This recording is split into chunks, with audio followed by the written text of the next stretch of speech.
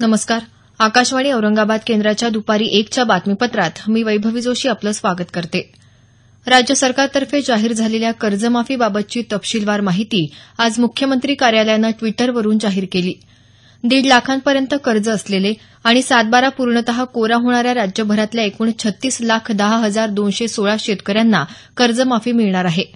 यात औरंगाबाद जिल्ह्यातल्या 1,48,322 शेतकऱ्यांना कर्जमाफी देण्यात आली आहे.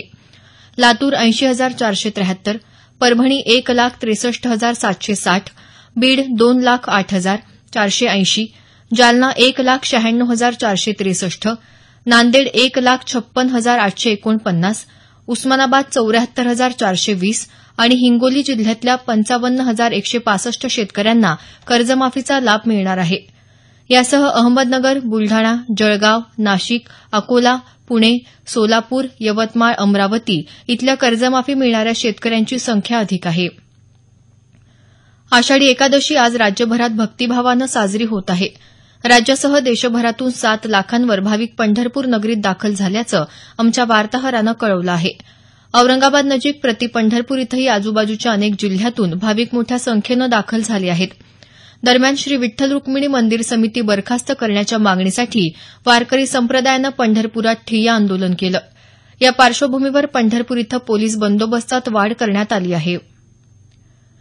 जम्मू काश्मीरमधल्या पुलवामा जिल्ह्यात आज सुरक्षा बलाचे जवान आणि दहशतवाद्यांमध्ये झालेल्या चकमकीत आणखी एक दहशतवादी ठार झाला.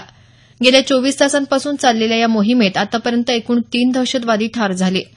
जवानांनी बामनू परिसरात दहशतवादी लपलेल्या इमारतीलाच उडवल्याची माहिती समोर आली आहे. आणखी काही दहशतवादी याच परिसरात लपल्याची शक्यता वर्तवण्यात आली असून शोधमोहीम राबवण्यात येत आहे. दुसरीकडे बंदीपोरामधील परिसरातही घेरावबंदी करण्यात आली आहे. हिजबुल मुजाहिद्दीन या दहशतवादी संघटनेचा दहशतवादी सय्यद सलाउद्दीन याचं भारतात करण्यात आलेल्या दहशतवादी कारवायांबद्दल वक्तव्य म्हणजे पाकिस्तानचा सीमेपलीकडून दहशतवाद सुरू ठेवण्याचं प्रमाण असल्याचं भारतानं म्हटलं आहे. सलाउद्दीननं पाकिस्तानी वृत्तवाहिनीवर दिलेल्या मुलाखतीमुळे पाकिस्तान दहशतवादाचा पुरस्कार करत असल्याचं स्पष्ट होतं, असं परराष्ट्र व्यवहार मंत्रालयाचे प्रवक्ते गोपाल बागले यांनी म्हटलं आहे.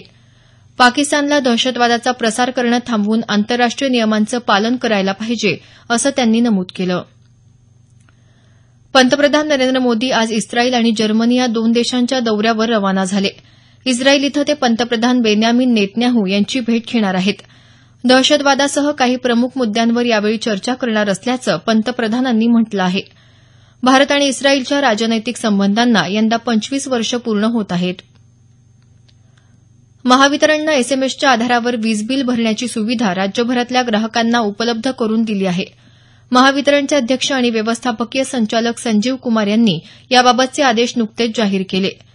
राज्यभरातल्या सुमारे 1,39,00,000 वीज ग्राहकांनी आपल्या मोबाईल क्रमांकाची नोंदणी महावितरणकडे केली आहे. या ग्राहकांना महावितरणच्या वीज बिलाचा तपशील एसएमएसद्वारे संबंधित मोबाईल नंबरवर पाठवण्यात येत आहे.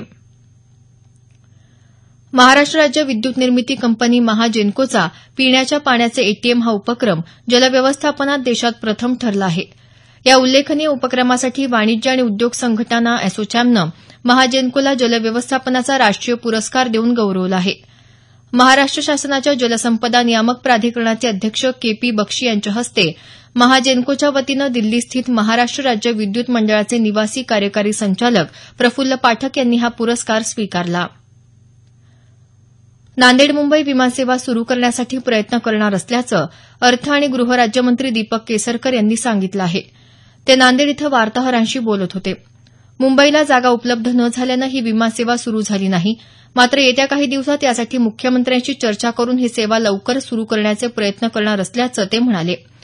याशिवाय शहरात सीसीटीव्ही कॅमेरे पूर्ववत चालू ठेवणं हे एक मोठं आव्हान असून जिल्हा नियोजन मंडळात ही यंत्रणा कार्यान्वित करण्यासाठी विशेष निधी उपलब्ध केला जाईल असंही त्यांनी सांगितलं. याबरोबरच हे बातमीपत्र संपलं. आमचं यानंतरचं बातमीपत्र सायंकाळी 5:25 वाजून